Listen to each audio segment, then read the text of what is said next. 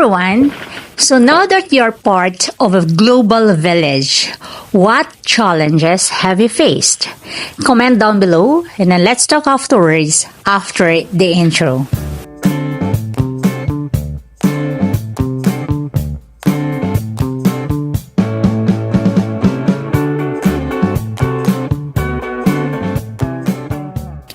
Hi everyone, Assalamualaikum. Welcome back to my channel, The Nervous Speaker. I'm so glad to see you around. Anyway, I hope you stick around till the end since what I'm going to share with you today is actually part 2 ng video natin. Last time, di ba, we had a video. Sabi ko, it's a 2-part and this is yung part 2. It's a 2-part video on globalization. Okay? How globalization affected communication. So last time we talked about the impacts of globalization sa communication interaction natin.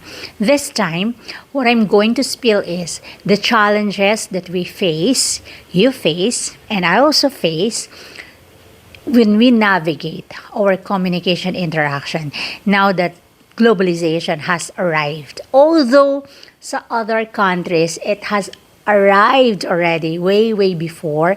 Pero syempre, if we talk about sa context natin, parang, bago lang siya.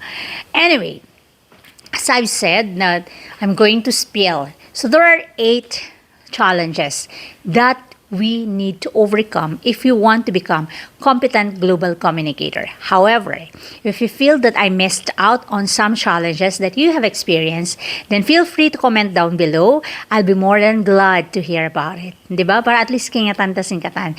Naong kasi mga kaiba na experiences, why na mo na-experience or why na-experience in dugay, pero na-experience mo, then better. At least aware tayo. Okay? Now, let's start. Okay, what are these challenges? One, we have yung cultural differences. So what do we mean by this? If you talk about cultural differences, bibigay ko lang yung example sa inyo. Halawang bayi nga, kita nyo magtaymanghod, di ba? Mangmataod. Well, I grew up in a big family. So, I speak from my experience. Misan hin halawang bayi, magkalura, di ba? Magtaymanghod pa yan kamo. Kasi nga, dugaing-dugaingin adat na to, right? Now, how much more bang kau gumawa na? Ibig sabihin, if you have different cultures, then different adjustments. Say for example, you are a Tausug, tapos ang kausap mo is Sama. So mag-adjust ka talaga sa kanya kasi iba yung culture niya compared sa culture ng isang Tausug. Just the same, meron tayong tinatawag na intracultural. Yung for example, you claim na Tausug ka rin, tapos yung kausap mo is Tausug also, pero who grew up in another province. Again, iba pa rin yung culture na dala-dala niya.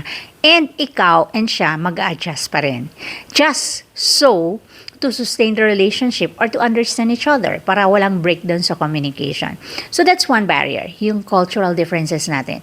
So, importante dito sa cultural differences, we should be culturally sensitive, which means that you have the ability to acknowledge that other cultures are also as significant as your culture. So, importante yun Take note, be mindful of this. Bukod ko magpikil na just because you felt na yung culture mo is very significant, then yung yung culture, way na post. Dapat hindi. That should not be the case.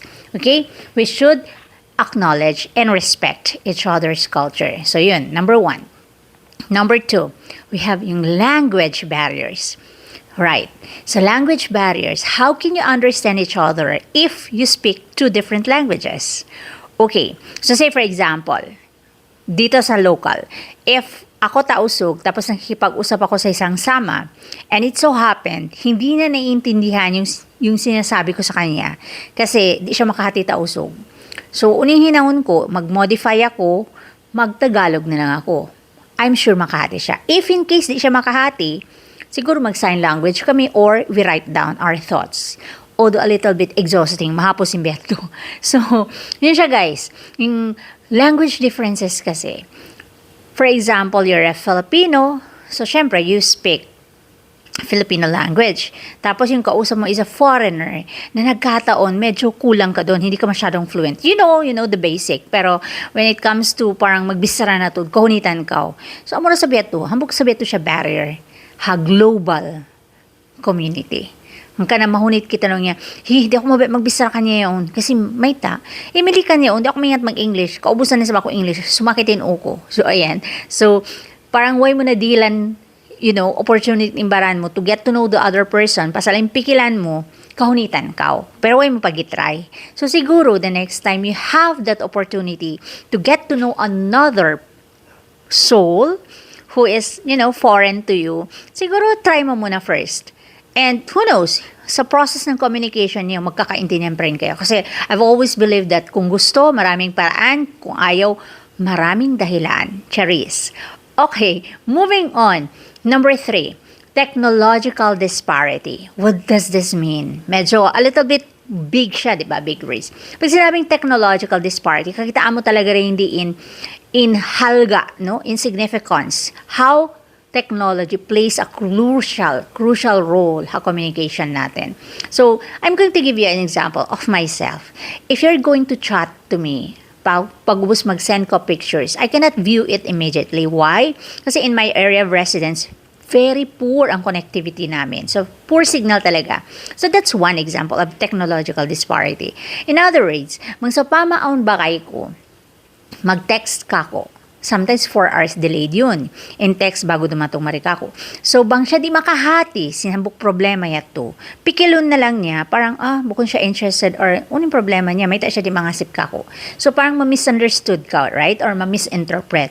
Pero you need to understand, yung technology, iba-iba kasi. Ang kasi kaibanan, makusugin signal, yung kaibanan bukon. Or, let's face it, better technology means money. So, what if you don't have the money to spend on that? So, syempre, you have poor technology. Isipin mo na lang, di ba? Nowadays, you can connect with anyone, anywhere in this world as long as you have the device, may data ka, or nakakonect ka sa Wi-Fi. Kung minsan nga, kahit may data ka, poor pa rin. So, mas makusog in Wi-Fi.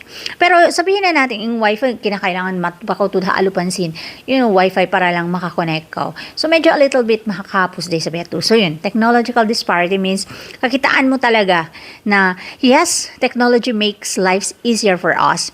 But in some ways, mahinang nasab siya problema, bang, wayron hi kapamimo or wayron hi kaabot mo, o kaya, bukon available in technology na yan. Right? Okay, number 4, we have information overload. Pag cheeseburger overload, masarap yun, Charis. Pero pag information overload, mahapdos. Ano ibig sabihin nun? Nakaka-overwhelmed. Too much information is overwhelming. Why? Pasal di mo na kaingatan which one is right, which one is false. Unless otherwise, gagamitin mo talaga ang critical thinking skills mo. Kumbaga, you have to use yung discerning kautuod. Ba't mo kaingatan? Which one? How ba hindi? Di ba na kaingatan? Di ba? Try mo ba? Mag-Google ka. Tapos you just ask one particular issue or one particular concept. What is intercultural communication? Kunyari. And then you can see ang daming lalabas na answers. Now it's up to you to choose saan doon ang pwede, ang appropriate, saan doon ang correct. So that's information overload. Ang kanang along nila, uno-uno katan naglabi, bukon marayaw. Charis. Okay, number 4, we have misinformation and disinformation. So misinformation, which means fake news. Because of technology, it's so easy now to spread lies, to spread fake news. Mabiskay na, 'di ba? Dati-rati bang aun chismis, subay pa intao matupabay sintaw para makapag-chismis. Ngayon, chinat-chat ka na lang, darating na sa yung chismis. O minsan nga, naraig niyo. Pag chismisun niyo, nagdaraig da ka mo, nagte-text lang kayo, right? So, ano siya? Yung misinformation kasi, this is partly because information is so easy, tapos accessible siya. Anyone can just do it, kumbaga, to spread news na hindi siya correct. So, you can malign anyone. Kumbaga, if you have a malicious intent talaga, manjari ko mag-post uno-uno na hadya kabayaan mo, amon kang iumoy ng buktao. Marayaw hadya bang in makabasaya to, makakilaha tao yato. No, what if di? So, makaulong sa tao yato, magkahagad na dya sin post mo, right? O kaya, magkahagad na dya bang uning mga bisara mo. So, yun siya guys, misinformation. Kasi kung minsan naman yung information, bang bukon talaga ha, real person, amon maglaton-laton na in story, it's either magkulang atau maglabi. Disinformation, hati niya, kulang as in igun talaga, wala. So, sometimes parang sinisensor ang mga information na parang importante talaga, but because if ibaita ito, it will create a problem or sabihin na natin parang magiging problema kanila. So, yun, hindi na lang hidihil. So, that's one. So, yun to siya. That's number 4. So, moving on sa number 5, regulatory differences. Ano yung regulatory differences? Ang regulatory differences, this is about laws, yung regulations in countries, in certain countries or in certain communities. So, on time, sa technology kasi, because of some countries are lenient, yung kaiba na ni Sab, not so. So, say for example, you're from the Philippines, tapos punta ka doon ng Middle East, you work there. So, you notice, syempre mo-observe mo, ang daming bawal.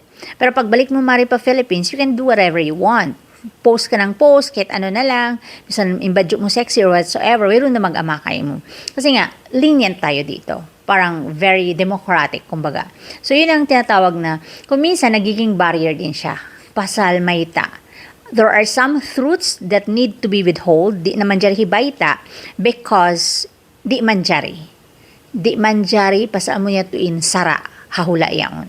So, even if in bunnal yato, in kasabunnalan niya to, information niya to hikarayaw, sa pasasin di man jari, wala din. So, that's also a negative. Parang disadvantage pa rin siya, barrier pa rin. Then, next is, yung tinatawag nilang digital divide. Yung digital divide, this is more or less connected sa technological disparity. Okay, bakit siya nagiging divide, digital? 'Di ba? Sa digital kasi, it's between a division between more and no more. Charis. More and less. So, ibig sabihin nun, for example, if you have the technology because you have the money to buy it, then you can have more opportunities. But if you don't have parang less ang technology mo, less ang tools mo, then ibig sabihin, restricted ka rin. Kukonti lang din ang opportunities na darating sa'yo. So, kakitaan mo talaga. Kumbaga, bangko miskin, ma-feel mo talaga yung kamiskin mo.